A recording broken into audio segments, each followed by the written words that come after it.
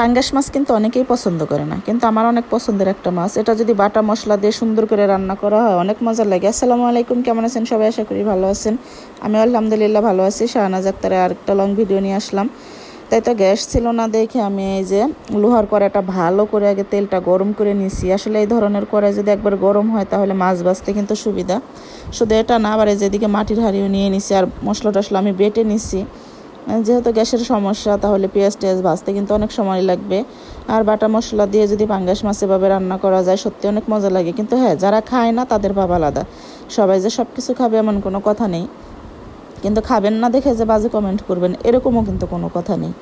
তাই যাই হোক, আমি কিন্তু মাছগুলো সুন্দর করে এপিট উপিট করে ভেজে নিতেছি কড়াইতে। আর পাশের চুলায় কিন্তু আমি এখানে যে অল্প তেলের ভিতরে পেঁয়াজটুকু ভেজে নিতেছি, কেননা আমি পাঙ্গাসের তেল দিয়ে রান্না করব।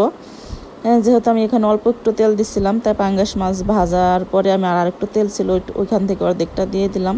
আর এখানে যে আদা রসুন ধনিয়া জিরা কাঁচামরিচ যেটা আমি পাটাই বেটে নিছি।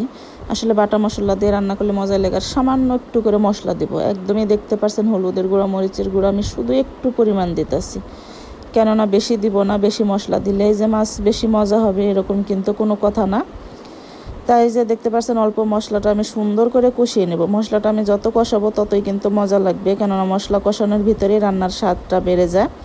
আর এখানে আমি একটা টমেটো দিব। টমেটোটা দেওয়ার কারণে একটু মাছের কালারটা হালকা আসবে, যেহেতু আমি কাঁচা ঝাল দিয়ে রান্না করতেছি। আর কাঁচা ঝাল কিন্তু আমি অনেকটাই বেটে দিছি। আর কাঁচা ঝাল দেওয়ার কারণে কিন্তু তরকারি কালারটা একটু কালচে কালচে থাকে, সবুজ থাকে, কিন্তু তার জন্য কিন্তু খেতে ভালো লাগে। আর হ্যাঁ, মরিচের গুঁড়াটা আপনি যদি একটু বেশি ব্যবহার করেন তরকারি কালারটা অনেক সুন্দর আসে, দেখতে ভালো লাগে।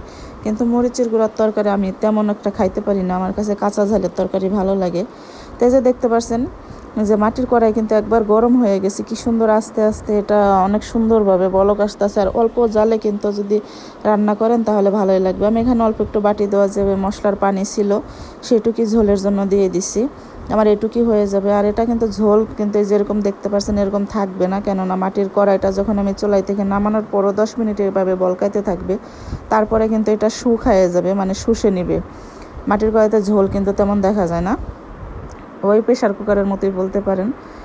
আর এদিকে আমি একটু ডাল রান্না করে নিব। মাছের সাথে কিন্তু ডাল মজাই লাগে। করলা ভাজিও করছিলাম আর মূলা শাক ভাজি করছিলাম। আসলে ভিডিও বড় হয়ে যাবে দেখে আমি সবগুলো নেই নাই। তাই ভিডিওটা কেমন লাগলো অবশ্যই কমেন্ট করবেন। আর এটা কিন্তু করলার ডাল দিয়ে আমি বাঘার দিয়ে ডাল রান্না করছিলাম। অনেকে বলছে এটা খাই নাই, ভিডিওটা আমার পরে হতে গেছিলো। তাই যে দেখেন আমি কিন্তু ডালটা প্রথমে সুন্দর করে সব কিছু দিয়ে বসিয়ে নিয়েছিলাম, তারপর একদম ঘাটা দিয়ে যে রসুন পেঁয়াজ দিয়ে বাগার দিছি। সেখানে শুধু একটা করলা আমি লবণ দিয়ে চটকিয়ে তারপরে ওইটার সাথে একটু লাড়াচাড়া দিয়ে বাগারটা দিয়ে দিছি। যারা খান না একবার হলো খাইয়ে দেখবেন, এই করলার ডাল বাগারটা কিন্তু সত্যি অনেক মজা লাগে। আমি গরম ভাত দিয়ে এটা অনেক মজা করে খেয়েছি আলহামদুলিল্লাহ।